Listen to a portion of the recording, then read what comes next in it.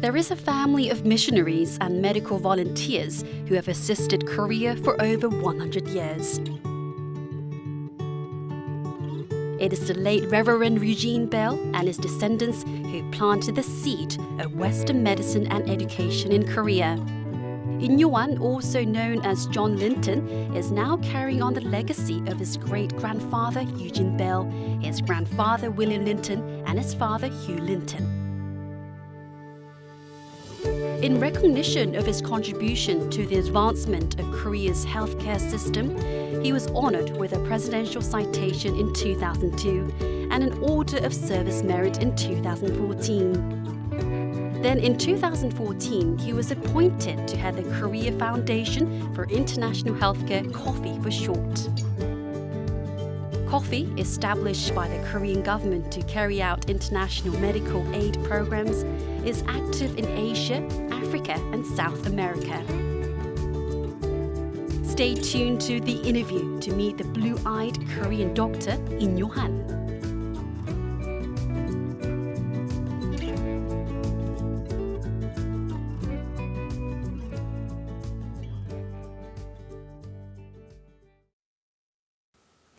Today on The Innerview, we're joined by Ihn Yohan, the president of the Korea Foundation for International Healthcare, and we'll be talking about Korea's medical relief activities as well as Yohan's journey as a humanitarian.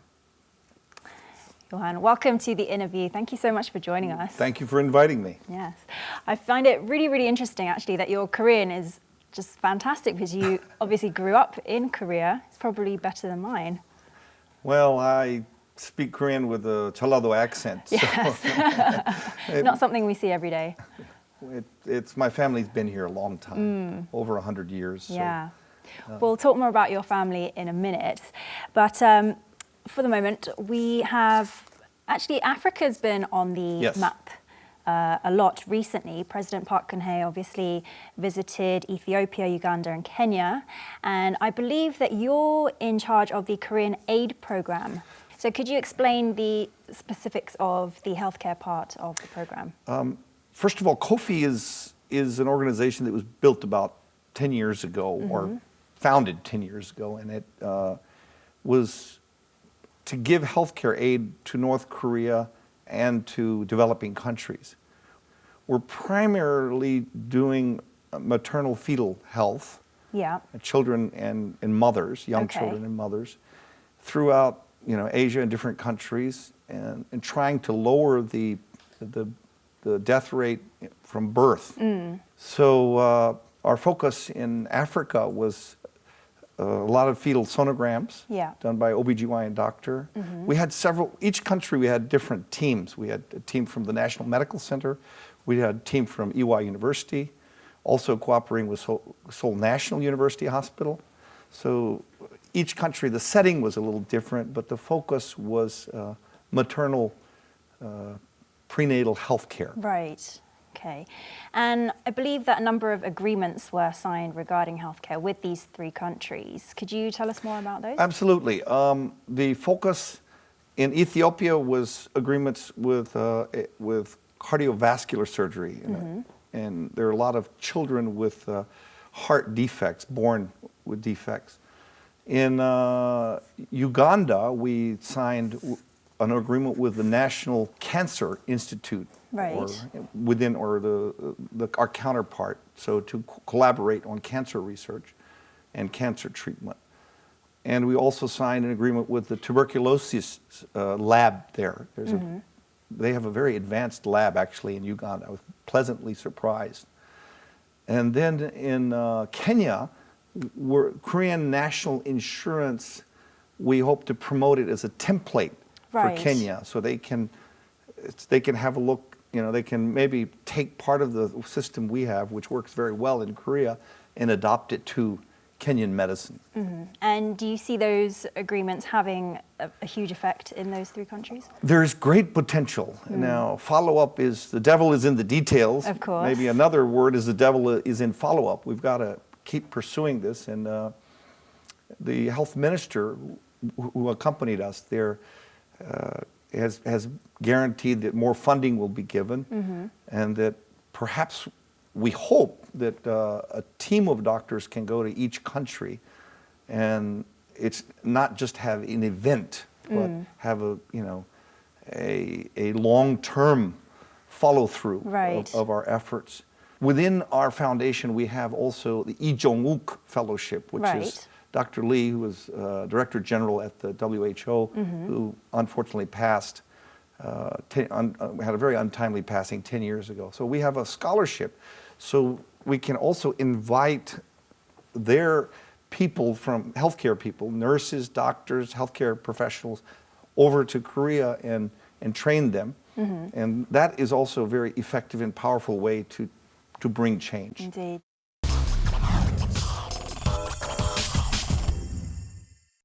So KOFIH is doing some very important work. And you mentioned Dr. Lee Jongwook, the late Dr. Lee. And I gather that he was pretty instrumental in the founding of KOFIH as well. Could you tell us more about how that came about? Certainly. Lee Jongwook was elected as the first Korean major player in the WHO. He was head of the WHO. And he had a 5-year term, I believe, and in his third year, he unfortunately had a massive stroke and passed away. But Lee Jongwook was truly a great man. And KOFIH was established, actually, I guess, after his passing, in his memory, because we wanted to keep his spirit alive. And his philosophy was very simple. Do the right thing in the right place at the right time. And he took on the AIDS epidemic in Africa, and a lot of people thought he was unrealistic, that he was too aggressive, and that amazingly he turned the whole epidemic around. The foundations he laid today are the success, is the success story of the fight against AIDS. He sounds like a great man. He did some very, very important work indeed, and he had such a large effect on people, I think. And I heard there was a memorial service held in Geneva recently in May to commemorate the 10th anniversary of his passing. Was there any special events? It was, the Secretary General Chan was there of the WHO. She gave a speech, and it was very touching because it's the 10th year. And, you know, time passes and people forget. But he had such a profound effect on so many people's lives in the UN or in the WHO that all of his friends came. So we had our health minister gave a speech, Margaret Chan gave a speech, and then we had a very nice moving ceremony, and then we all moved to upstairs and had dinner, about 70 people, and then his personal friends, one by one, came out and talked of different experiences they had with him. And he's left this legacy of KOFIH amongst the great amount of work that he did. So let's talk more about KOFIH. You're the director of the organization, but you're also the director of the International Healthcare Center at Severance Hospital, and you also teach at Yonsei University School of Medicine, I believe. So I think you might have a very, very busy schedule. But what made you go for this role? What made you accept it? Well, I had 3 gifts by the Korean people. My great-grandparents came in 1895. They started schools, hospitals in the Honam, Jeollado area. That's why I speak with Jeollado accent. It's very but sweet. They church, school, hospital, many good things that they did. But I personally have received much more than I've given to the Korean people, and I'm truly grateful. The first gift was in 1980, I was allowed to go to medical school at Yonsei University.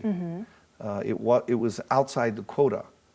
So that was a special favor. The second gift was in 1991, I returned as a young doctor from training from New York and was given the directorship of the International Healthcare Center at Severance. And I've been there this is 26th year, same job. And we've grown a lot. I mean, we see 60,000 patients a year, so it's a big thing. The third gift was in 2012, I was the first legal dual citizen, 특별기와, special, able to get Korean citizenship. So that opened up. I always felt, like I was lacking. The Koreans say 2% lacking, 2%, But that opened many, many possibilities. Right. And the president asked me when she was a candidate to help her with non-political issues, North-South relations, East-West, better relations between the East and West side of Korea, and 다문화 가정, or multicultural families. Yeah. And so I was on I guess you would call it the Committee for Integration, and then was on came into the transition for 6 weeks when she became president. And then for a couple of years, I was just very, very pleased that she became president. Right. I'm a big supporter and a big fan of hers. And a year ago, almost exactly a year ago, this job was offered to me. There is a lot of work, and I've visited already 7 countries. Wow. And so every month, it's another country that you have to take in. Right. So you're juggling a very busy schedule. You're doing really, really important work with KOFIH. But it's great that you have this sentiment of wanting to give back from all these gifts that you've received. So the Innerview crew went along to the Korea Foundation for International Healthcare, which, as Johan said, runs healthcare assistance projects in developing countries and North Korea, and also provides medical assistance to overseas Koreans and migrant workers. So let's take a look at this video clip.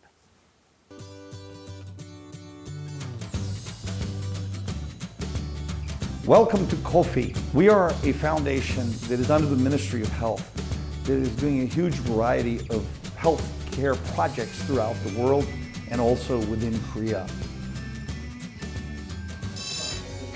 KOFIH, a healthcare organization established in 2006, runs healthcare assistance programs for developing countries in Asia and Africa, as well as for North Koreans and overseas Koreans, with the aim of assisting vulnerable populations around the world.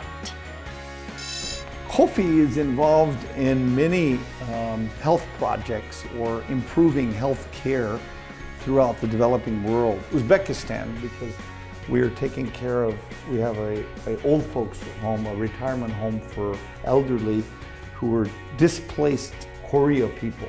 And it is sort of the trademark of our foundation. And it is located, it's called the Arirang Rest Home. It's in countries like Laos, Cambodia. We have an extensive maternal child health care program to help to lower the infant death rate is very high. So we're doing a lot of work to teach, for example, in Cambodia, to teach midwives how to take care of women who are delivering babies and when to move them if there is excessive bleeding. Ethiopia, Uganda, and Kenya. In Ethiopia, we're working with Seoul National University and doing open heart and helping them, teach them how to do open heart surgery. In Kenya, we have a program to introduce or to, shall we, enhance their national medical insurance program using the Korean national insurance as a template. Uganda, we're working with tuberculosis and the National Cancer Institute of Uganda. On the 6th floor of their office building, there is a small memorial room dedicated to the late Dr. Lee Jongwook, the former Director General of the World Health Organization. During his tenure, the late doctor dedicated himself to the eradication of pediatric diseases, the avian influenza and AIDS, and many grieved over his sudden death 10 years ago. Now, KOFIH is carrying on its legacy through the Dr. Lee Jongwook Fellowship Program by inviting healthcare professionals from developing countries to receive training in Korea. As a healthcare provider and administrator, Ihn Yohan is working together with the KOFIH staff to strive toward the goal of global eradication of diseases and is saving countless lives around the world. So one of KOFIH's most important projects then is providing healthcare assistance to developing countries. What kind of work does this project entail and what have you achieved so far? Well, we're in close to a dozen different countries, Africa, South America, Asia, Uzbekistan, Cambodia, Laos, doing a lot of different things, but it mostly focused on child and mother health care. Maternal fetal health care is one of our big themes. Right. But we also take care of migrant workers within Korea that don't have medical insurance. Many, many, many things that we are doing. That needs to be fine-tuned a little bit. I would like to get really good at maybe half a dozen things, maybe less than 10 things, and then propagate them throughout the world. Okay. So you mentioned the overseas workers, the overseas Koreans and the migrant workers. What kind of assistance do you provide, and how do you actually select the aid recipients? We work through a lot of NGOs. We support the NGOs, for example, in Ansan, where there are the most migrant workers. On the weekends, they go down, and we have 3 mobile buses that have mobile clinics. And they have ENT, they have OB/GYN, internal medicine. Most of the departments are covered within those. And the doctors don't work for us, but they work for the NGO. And we support the NGO and give the NGO the infrastructure or the foundation to work upon. Right. Which is smart because you bring in a lot of excellent volunteer resources. And of course, we can't not talk about North Korea and the assistance that you provide there.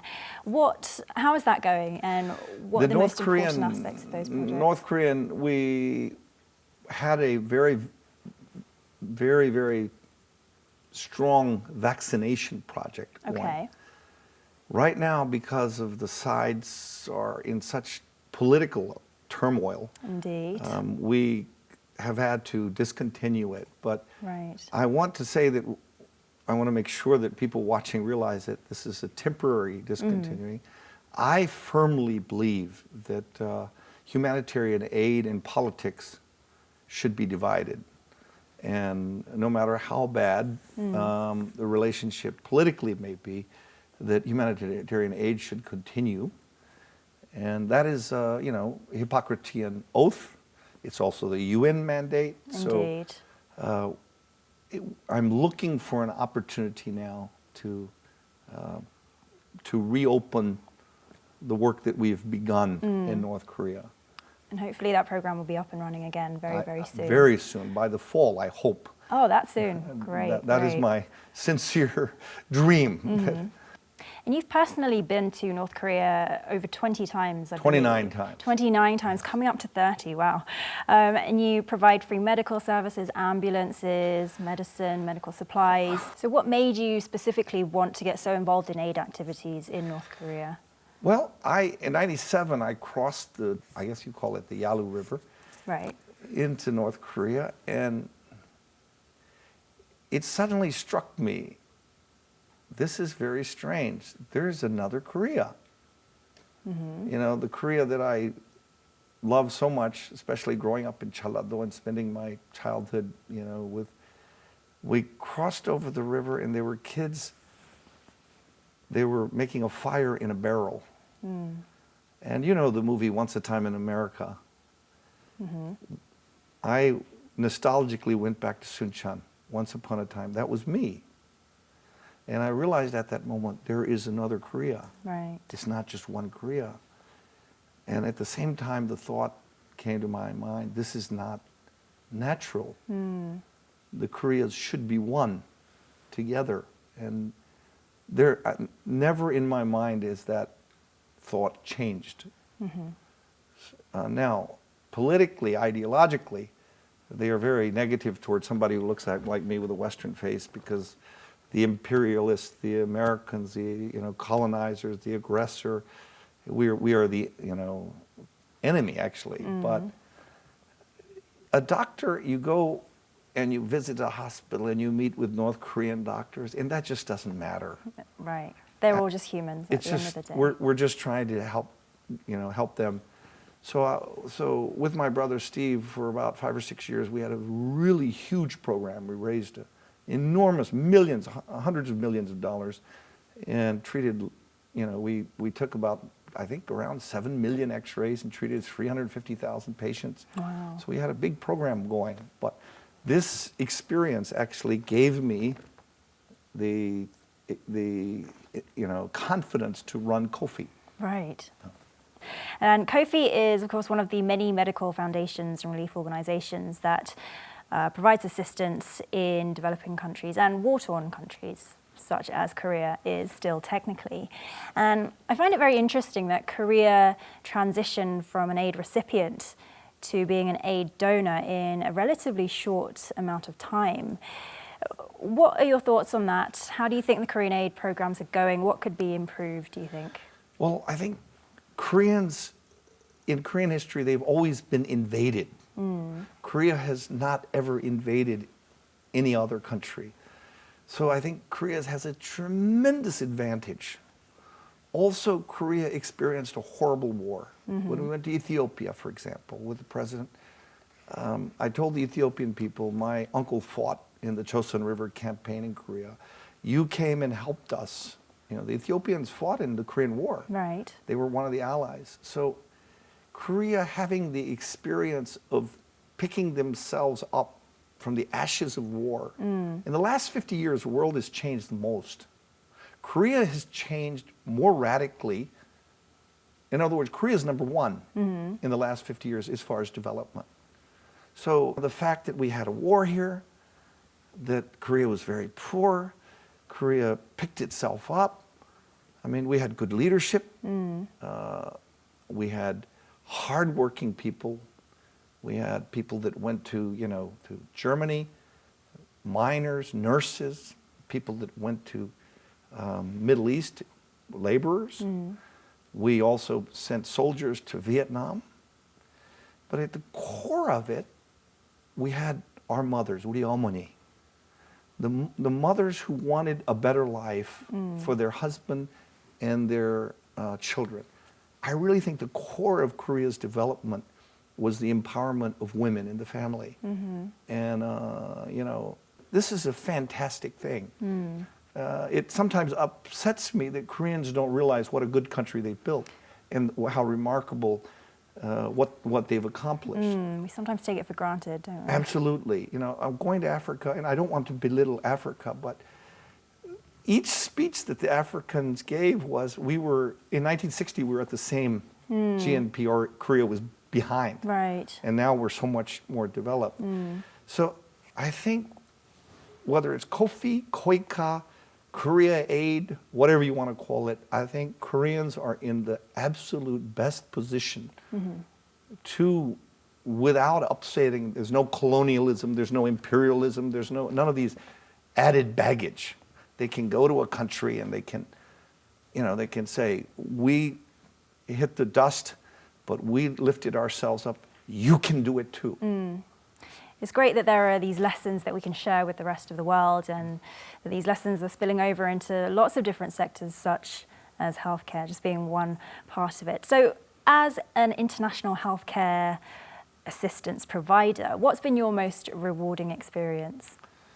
Actually, as a doctor, as a scientist, seeing that we're having an impact on the statistics, less mothers are dying in childbirth.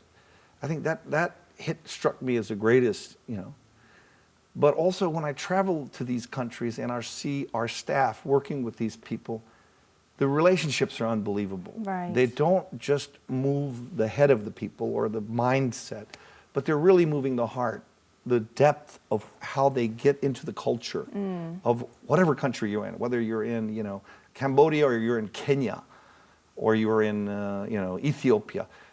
And see the friendships. You go there, and our staff and the Cambodian, the Ethiopian counterparts are like family. And I think that's the second most touching thing, is to see how closely there's no antagonism. There's no, there's no friction there. It's a seamless, smooth working relationship. And what's been the biggest obstacle for you, conversely? well, I would like to get back into North Korea. I would like to, we have so much work to do there. They are so close to us, but so far. And I always tell people, this is the bottom line, that North Korea has to change, but we have to change too. Right. And give and take. Multicultural families in the countryside, 30% of the wives are foreign. I think that is ultimately practicing for unification. I think we're all hoping at the end of the day that we become one again. And I think KOFIH's activities are definitely going towards helping that happen in some little way. I hope so. I hope a very small part.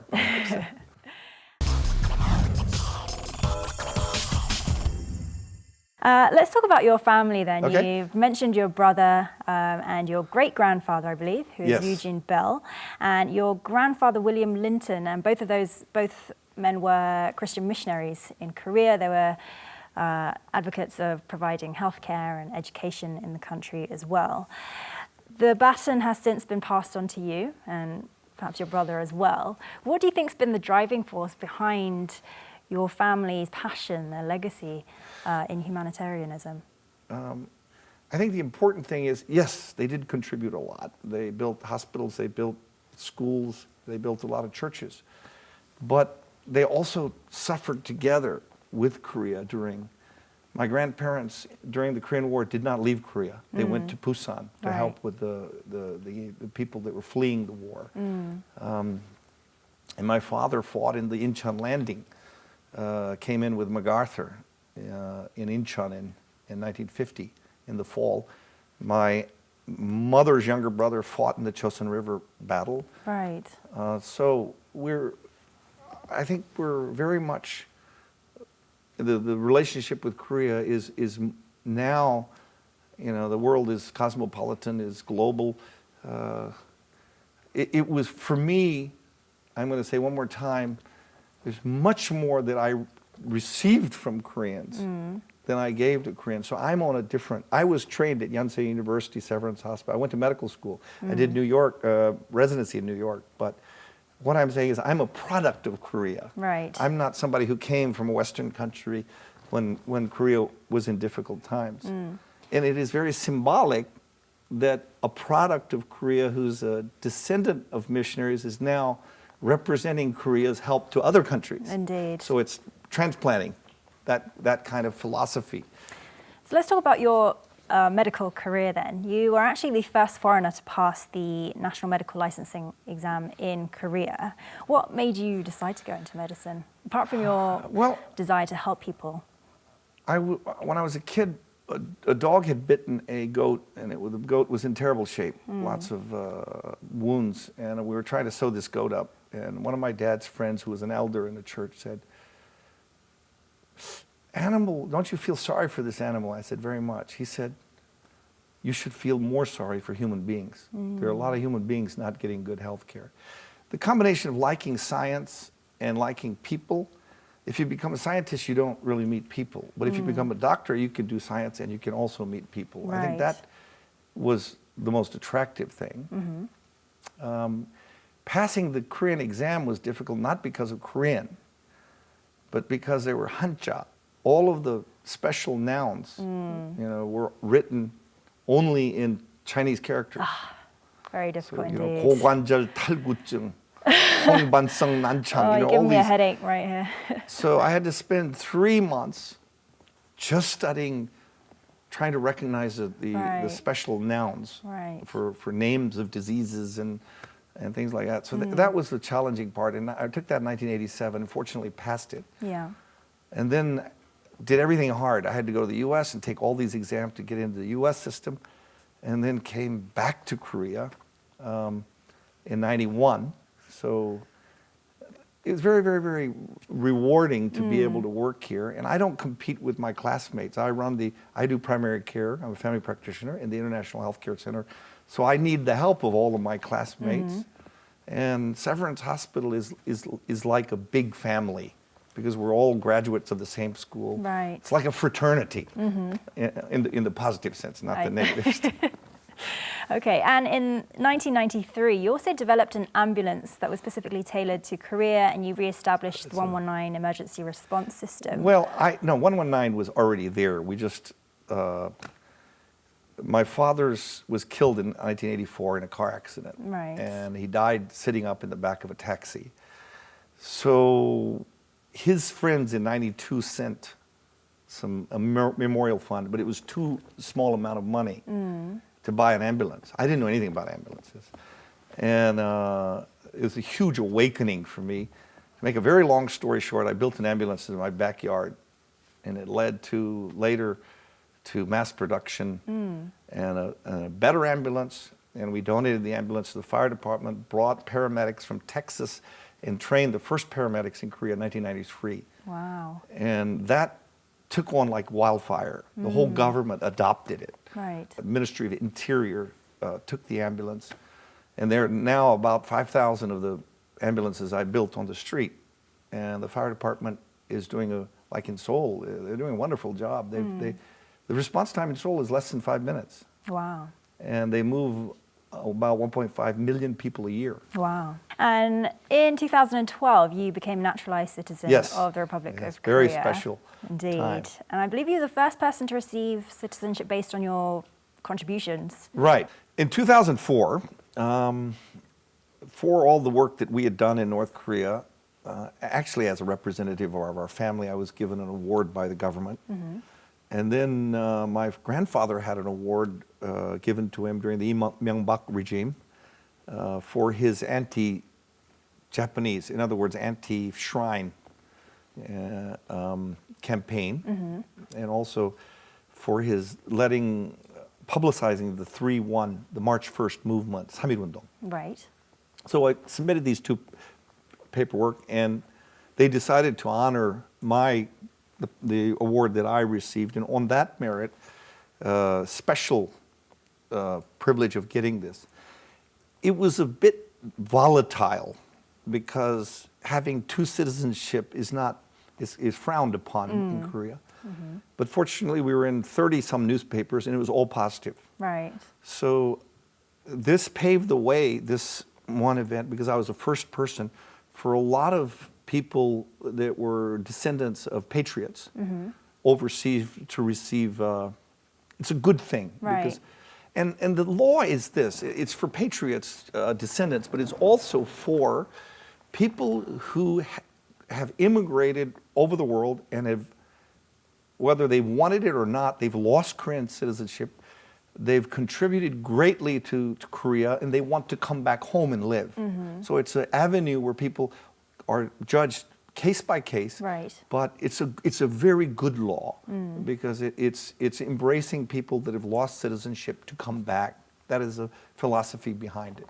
But I heard your mother was actually against you taking this citizenship. Oh, why was that? Well, my mother's generation is Pearl Harbor, and the Japanese very patriotic. Right. 4th of July, always American flag is up, and flying. I think initially I was just going to give up U.S. citizenship and take Korean citizenship. So that was her issue. She didn't want me to give up American citizenship. Right. But now that's not an issue because they allowed me this special, naturalization. So you got very to pleased. make everyone so keep happy. my mother happy. Yeah, which is very important. Absolutely. Of course. And in 2014, you received the Order of Service Merit from the South Korean government for your contributions in your efforts to promote human rights. You're obviously very concerned with, social issues in Korea, the growth and development, and you stressed in the past that it's important for Koreans to regain the ondol morals. Growing up at my friend's house was a thatched roof and mud hut. And every night in the winter, we would stoke the ondol. And then everybody would come inside, and it's time to listen to old people. And, I've said this dozens of times, but they taught us a lot of knowledge, old people. They also taught us wisdom, how to use that knowledge. I tell medical students that this is the ondolbang when we're doing rounds. I said, this is an extension of the ondolbang, which I learned in Chalado. And then the final thing that you're taught is morality. Right. And it's very simple morality, actually. If somebody attacks you or gets off the track and is not, playing a fair game, it doesn't give you the right to become unfair too. In other words, be true to yourself, keep the rules. The other person's behavior has nothing to do with whether you keep the rules or not. Right. That is for you to do yourself. That is the greatest gift. Going to church is important. Ethics and morality are important. But my greatest gift that I received from the Korean people is the ondolbang education that I received. I've sat down with President Carter when he came to build houses here. I've talked to Bush, I've talked to Clinton, I've talked to Korean presidents, I've met a lot of famous people. But I firmly would like to say that I'm never rattled, shaken, because I have such a strong ondolbang, hot floor education. So now that you're slightly older now, is there anything you would like to say to the younger generation who, these days, seems to be going through quite tough times economically, socially?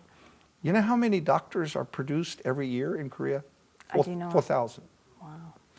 Probably pretty close to that in lawyers and judges and prosecutors. What are we going to do if we keep going at this rate? Is a doctor going to drive a taxi? Where are we going to use all this skill? There are zillions of things that talented Koreans have to offer. We are very poor at marketing ourselves.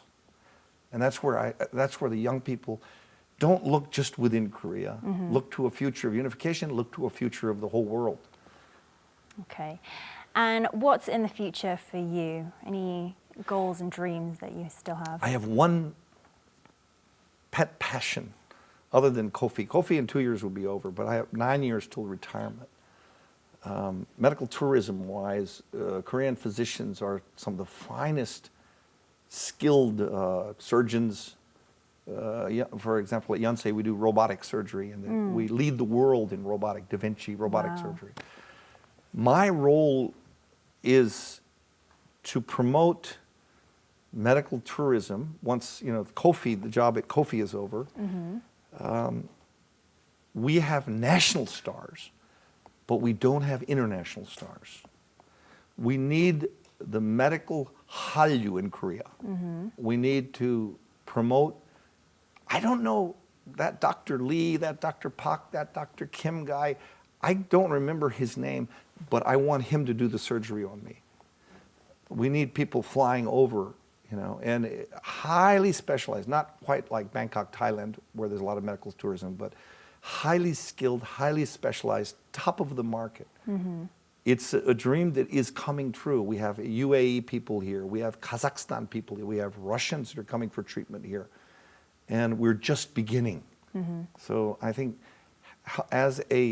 originally as a foreigner with a foreign face, to promote, for the next 9 years of my life, to promote medical tourism is a big mission. And that's what I would like to do. And then after retirement, I will return to Suncheon, the center of the universe, to my hometown. To your university. And hopefully get together with my old friends from childhood. Nice. And spend the last days there. That's so sweet. I see a bit of a running theme in your thinking. You think very internationally. You think about connections, not just looking within, but connecting everyone, be it the two Koreas, or Korea with the rest of the world. So I'm really excited to see, what KOFIH will accomplish in the next few years. I'm sure it will be something huge. And just thank you so much for giving back so much to Korean society and the international community as well. Thank you so much for joining us today. It's been a pleasure.